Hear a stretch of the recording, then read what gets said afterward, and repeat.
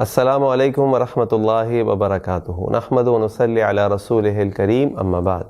Welcome to our Ramzan series best in Islam. اللہ کے نبی صلی اللہ علیہ وسلم سے ایک دفعہ پوچھا گیا ای الناس خیر، اللہ کے نبی صلی اللہ علیہ وسلم بہترین عورتیں کون سی ہوتی ہیں؟ آپ نے فرمایا التی تسرہ اذا نظر، وہ عورت جب اس کا شوہر اس کو دیکھے تو شوہر کا دل خوش ہو جائے.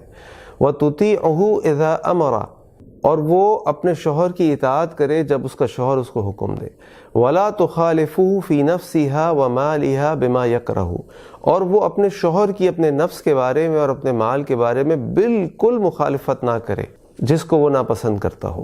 اس حدیث میں اللہ کے نبی صلی اللہ علیہ وسلم نے وہ 3 کوالٹیز بتائیں جن کی بنا پر کوئی عورت بہترین عورت بن سکتی ہے. پہلی کوالٹی اللہ کے نبی نے بتائی کہ التی تسرہ اذا نظر، وہ عورت جب اس کا شوہر اس کو دیکھے تو وہ خوش ہو جائے. اس کا معنی یہ ہے کہ جب بھی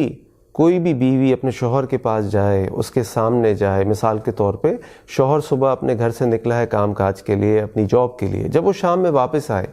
تو اس کی بیوی اس کے لیے تیار ہو کر بیٹھے، اس کے لیے خوشبو لگائے، اس کے لیے اپنے آپ کو بنائے، اس کے لیے میک اپ کرے، تاکہ جب شوہر گھر میں داخل ہو اور اپنی بیوی کو دیکھے اور بیوی ایک براڈ اسمائل کے ساتھ اس کو ویلکم کرے تو شوہر کا دل خوش ہو جائے، اس کی سارے دن کی تھکن اتر جائے. یہ ایک بیوی کی بہترین ہونے کی بہت بڑی نشانی ہے جو وہ اپنے شوہر کو خوش کرنے کے لیے کر سکتی ہے. دوسری چیز اللہ کے نبی صلی اللہ علیہ وسلم نے فرمایا وَتُطِيعُهُ إِذَا أَمَرَ، اور وہ اپنے شوہر کی اطاعت کرے جب شوہر اس کا حکم دے. اس اطاعت سے کیا مراد ہے؟ دیکھیے، ایک چیز ہے جو میں چاہتا ہوں کرنا، ایک چیز ہے جو آپ چاہتے ہیں کرنا. اگر میں شوہر ہوں اور آپ بیوی ہیں تو میری مرضی کو ماننا جب تک کہ وہ مرضی قرآن اور حدیث کے خلاف نہ ہو، جب تک کہ وہ مرضی یا وہ حکم شریعت کے خلاف نہ ہو، اس حکم کی اطاعت کرنا،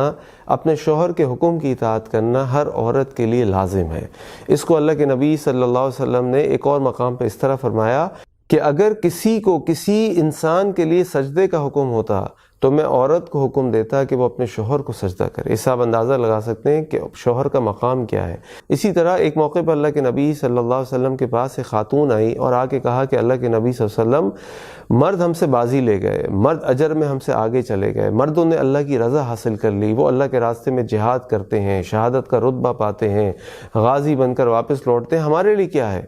ہم کیسے یہ اجر حاصل کر سکتے ہیں؟ تو اللہ کے نبی صلی اللہ علیہ وسلم نے فرمایا اپنے شوہروں کی اطاعت کر کے.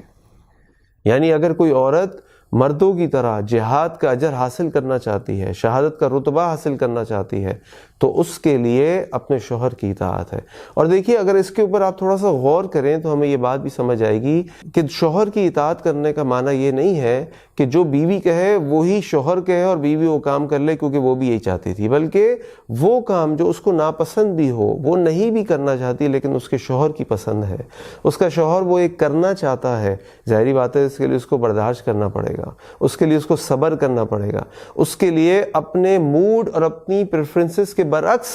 وہ کام کرنا پڑے گا جو اس کا شوہر چاہتا ہے کہ وہ کرے. تو اس میں اس عورت کی طرف سے قربانی ہے اور اس قربانی کو اللہ تعالیٰ اپریشیٹ کرتے ہیں اور اس قربانی کی بنا پر اللہ تعالیٰ اس کو اجر عظیم عطا فرماتے ہیں. اور اسی لیے علماء نے کہا کہ جب کسی عورت کی شادی ہو جاتی ہے تو وہ اطاعت کا حق جو شادی سے پہلے اس کے لیے اس کے ماں باپ کی طرف تھا، یعنی ماں باپ کی اطاعت کرنا اس کے لیے لازم تھا جب تک کہ وہ اطاعت دین کے خلاف نہ ہو،